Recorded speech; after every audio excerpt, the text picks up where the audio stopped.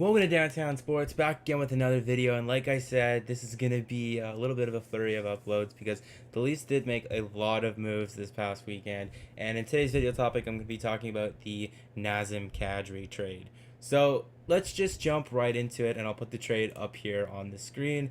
As we can see here, Nazem Kadri, Calle Rosen, and a 2020 third-round pick, Toronto's own, going to Colorado for Tyson Barrie at 50%, salary retained, Alexander Kerfoot, because I saw a Colorado Avalanche fan point out that he prefers to be called Alexander over Alex, and a 2026th round pick. So let's talk about Tyson Barrie here, obviously because he's the main part of the trade. And what are we getting in Tyson Barrie? Well, we're getting the best right-handed defenseman that the Leafs have had in years. I mean, I'm not even being dramatic there. Cody Franzen, Nikita Zaitsev, Roman Polak. You can't even count Ron Hainsey in there. Connor Carrick for a little bit. I mean, the list goes on and on. Those players were all very serviceable, very respectable guys, but they're not top pairing defensemen, and Tyson Barrie is going to be that for the Maple Leafs. He's probably going to play alongside Morgan Rielly. They get the little British Columbia boys hook up there. Morgan Rielly obviously being from West BC, and I think Tyson Barrie's from Victoria. Don't quote me on that. I don't have that up with me. But we're going to cut to some stats here, and I'm just going to show you Tyson Barrie's production over the last 2 seasons at even strength. So, I mean, these are the leaders for exactly that, and you can see there Tyson Barrie 1 point behind Jake Gardiner in terms of even strength points there. And if we were to sort this by goals, he has the 7th most goals in all situations for defensemen the last 2 seasons. So, I mean, Tyson Barrie is an offensive powerhouse, and if we're going to play him with Morgan Rielly, that line is just going to be speed, speed, speed. They're going to gain the other team's blue line. They're going to get the play set up. They're going to be in the other team's zone, control the play, control the puck. That's the name of the game here, and Tyson Barrie does that very, very well. Leaf fans should be very, very excited about him. Maybe even Barrie excited about Tyson Barrie. Alright, there's not really any way to segue off of a bad joke like that, but one interesting thing that we can point out here with this trade is that now the Leafs have Jake Muzzin and Tyson Barrie both on expiring contracts, and it's going to be an interesting debate because they definitely can't lose both for nothing, right? They can't let both of them walk to free agency next year. They're going to have to sign one of them. So that's going to be a really interesting topic that's going to develop over the season. I mean, I think it's pretty clear. I think you go ahead, you sign Tyson Barrie just because he's that right shot defenseman, and right shot defensemen are at a premium right now. He'll probably cost a little bit more, but that's a tomorrow problem, right? I mean, right now, the Leafs have both Jake Muzzin and Tyson Barrie under contract, and they're going to be a force to be reckoned with. But let's talk about Alex Kerfoot next, or Alexander Kerfoot. I'm just going to transition back here so we can just talk one-on-one. Alexander Kerfoot is 24 years old. He's a left wing center.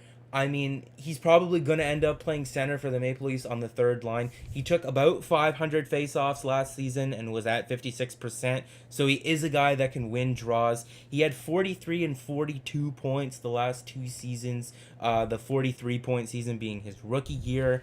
He can score. He has a nose for the net, which is something that the Leafs don't really have, that they lack a little bit. He's a slight downgrade from Kadri, but a very good third line piece for the Leafs. That's 4 years younger at 24 years old. One thing about Kerfoot is he might be a little bit cheaper than Kadri, but he is an RFA, and Evolving Wild has a very good tool on their Twitter account and where they project salary cap hits and stuff like that, and their model has Alexander Kerfoot at $2.8 million for 2 years, but I can possibly see the Maple Leafs maybe working out a 3-year deal in like the Kasperi Kapanen or Andreas Janssen range between $3.2 and $3.4 million. Probably preferred on the 2-year deal just because the Maple Leafs are going to be really tight up against the cap. And if Kerfoot and the Leafs do end up going that 3rd year, it'll pretty much match the Nazem Kadri contract, right? Nazem Kadri was signed for the next 3 years. years. If they can get Kerfoot on a 3-year deal, they're not losing anything there in terms of having that third line center role locked down for the foreseeable future. But let's go back to the trade for a second here, because we got to talk about what the Leafs are giving up, obviously. And I mean, this one pulls at the heartstrings a little bit, right? Nazem Kadri's been with the organization for 10 years. He's seen it all, and he's been through it all right there with us fans. And I think that's why it's so hard to kind of get around this trade or move past the feelings aspect and just kind of look at the financial situation and the actual players that are in the deal and how skilled they are. But I mean, I just want to take a second to just say to Naz, I mean, I loved you, man. You survived the Ron Wilson and Randy Carlyle years. You made us all proud, and as you said in your Instagram goodbye post, we asked for your heart and you gave us your soul. So to that I say thank you. Hats off to you, Naz.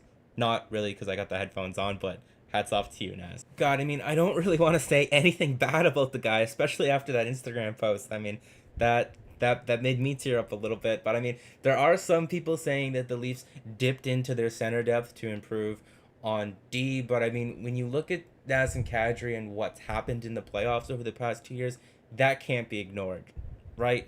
And I'd be remiss if I didn't mention it. I mean, the guy's played in 3 out of the 14 playoff games that the Leafs have been in the last 2 seasons, and he only finished one of them. Obviously, with the 2 suspensions, was kicked out right away. I mean, it's really tough, especially with the way his tenure ended here. But I think Colorado comes back to town at the end of November, and I have no doubt in my mind that the crowd down at Scotiabank Arena is going to welcome him back with open arms and a lot of love. But, I mean, to go over basically what happened here is that the Leafs get their top pairing right-handed defenseman. They get a guy that can slide in on the third line and give them valuable minutes. They didn't really lose a lot here. I think overall, this trade was a huge win, a huge success, because that's something that the Maple Leafs haven't been able to do for the last 3 or 4 years, and that's go out and acquire a right-handed defenseman. I mean, we sat here while guys were getting signed and traded for almost pennies on the dollar. Everyone was screaming that, oh my God, you know, the Leafs could have had Colin Miller for a second and a fifth. Why didn't they go after that?